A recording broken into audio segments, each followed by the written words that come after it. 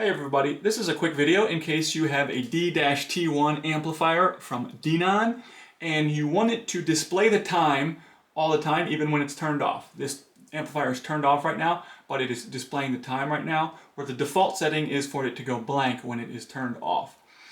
So in order to do this, all we need to do is, it's off, so we're going to start by turning it on.